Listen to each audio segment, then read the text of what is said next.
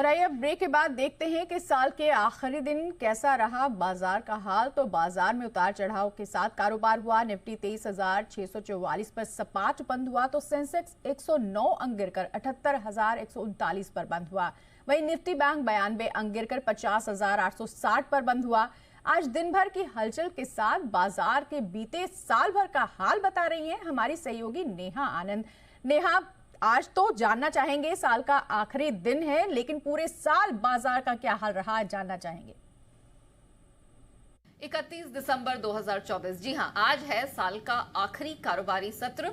और इंटरेस्टिंग बात यह रही, उठापटक तो बहुत रही, लेकिन इस साल के अंतिम कारोबारी दिन इस उठापटक के बीच में भी हमने देखा मार्केट दिन के निचले स्तरों से बहुत बेहतरीन रिकवरी लेकर बंद हुआ है। Nifty, bank Nifty, mid cap, small cap, कितने भी आप सेक्टर स्टॉक्स देख लीजिए, सब यहां पर रिकवरी लेकर बंद होते नजर आ रहे हैं और कई हैं जो लाल से हरे निशान की तरफ तब्दील होते दिख रहे हैं। पर क्योंकि आज साल का आखिरी कारोबारी सत्र है, ये पूरा साल कैसा रहा उसको हम आपके लिए सम अप कर देते हैं। निफ्टी में 8.8% की ईयर टू डेट रिटर्न देखने को मिली है। वहीं बैंक निफ्टी की बात करें तो इस पूरे साल में 5.5% के आसपास की कमाई इसने कराई है। सेंसेक्स में 8.25% की कमाई रही है, लेकिन सबसे बेहतरीन प्रदर्शन तो निफ्टी मिड और स्मॉल कैप ब्रॉडर मार्केट्स ने बेहतरीन कमाई कराकर निवेशकों को दिया है 24% के दमदार पॉजिटिव रिटर्न्स के साथ। अब इस साल के टॉप परफॉर्मर्स निफ्टी के कौन से रहे हैं ये भी जान लीजिए।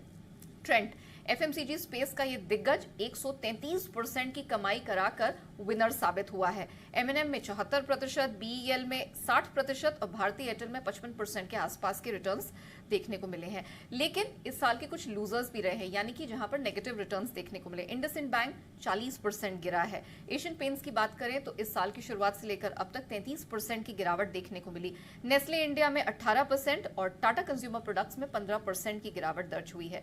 कुछ टॉप परफॉर्मिंग सेक्टर्स की भी बात कर लेते हैं। निफ्टी फार्मा, इस पूरे साल इस सेक्टर का प्रदर्शन सबसे बेहतरीन रहा।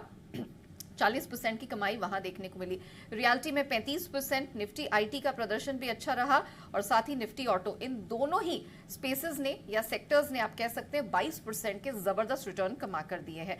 सिर्फ एक लूजिंग सेक्टर रहा, वो था एफएमसीजी, जहां पर बिल्कुल फ्लैट टू नेगेटिव परफॉर्मेंस इस पूरे साल का अब तक देखने को मिला है। कुछ और स्टॉक्स जिन्होंने बंपर रिटर्न कमा कर दिए, आप कह सकते हैं मिड कैप और स्मॉल कैप स्पेस से जीई, वनोवा, टीएनडी इंडिया 313% की जबरदस्त कमाई। केफिन टेक में 225% के रिटर्न्स। मोतीलाल ओसवाल फाइनेंशियल में 211% और ओरेकल फाइनेंस में 204% की दमदार कमाई हुई है। अगर वेल्थ डिस्ट्रॉयर्स की यानी कि उन स्टॉक्स की बात करें जिनमें प्रेशर देखने को मिला तो उसमें वोडा आइडिया सबसे आगे रहा। यहां पर 51% की गिरावट दिखी। क्रेडिट एक्सेस ग्रामीण में 45%, आरबीएल बैंक 43% गिरा है और होनासा कंज्यूमर, जिसे आप मामा अर्थ के नाम से जानते हैं, 42% की यहां पर नेगेटिव रिटर्न्स देखने को मिले।